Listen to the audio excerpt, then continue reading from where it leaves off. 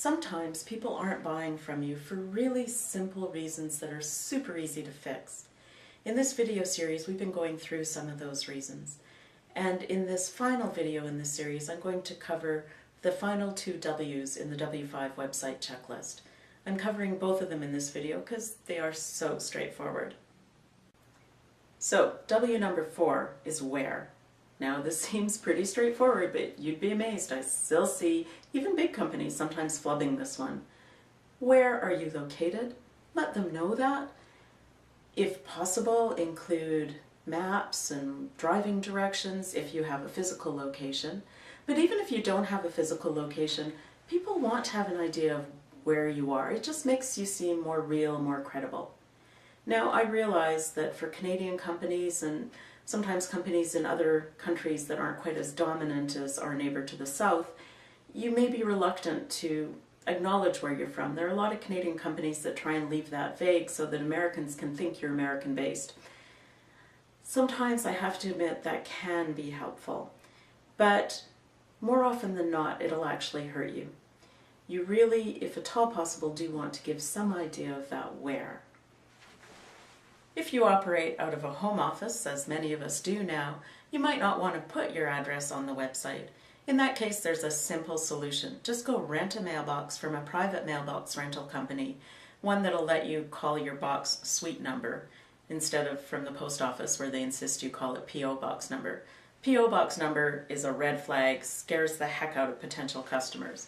But if you've got that suite number there, even if they drop by and look for you and discover that it is just a mailbox number, they can contact you because of course you'll have contact information on your website and you can explain very simply why you've done that. The second element of where is where can they reach you? Where can they call you?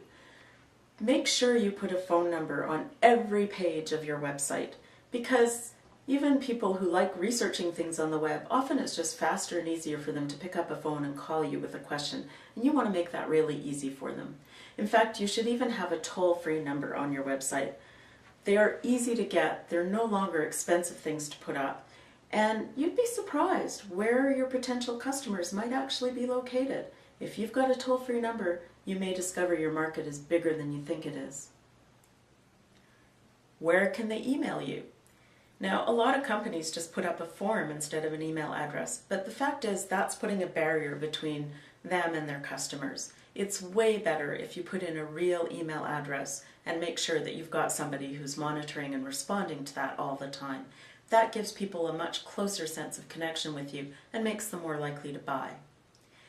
And of course, where can they find you on social media? If you are on any social media websites, make sure you've got links to those websites all over your website. The fifth W is when. When are you open? What are your hours? If you've got a physical location, make sure people have that information. When will they hear from you if they put in a question for customer service?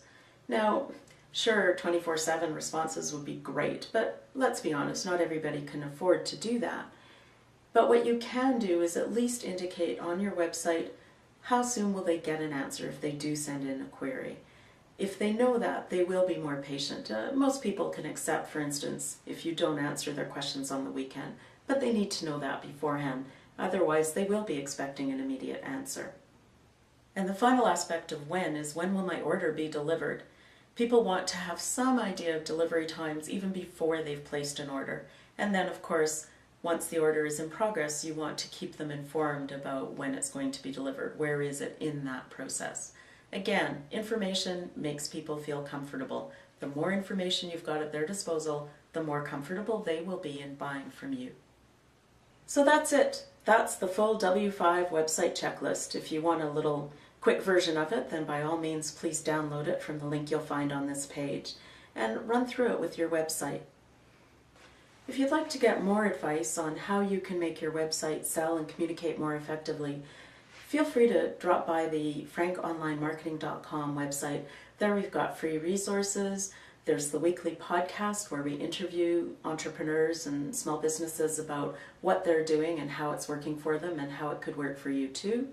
You can also read the blog, sign up for our newsletter, which comes out about every 2 weeks, and it's filled with ideas that can help you make your website more effective. I've got one last thing to ask you before I go, and that is, could you put in some comments below and let me know what you've thought of this video series? Helpful? Would you have liked more detail? I know I was trying to keep it short. What other topics would you find useful for me to cover? Please do give your feedback, because the more I know from you, the more I can help you make your website sell and communicate much more effectively.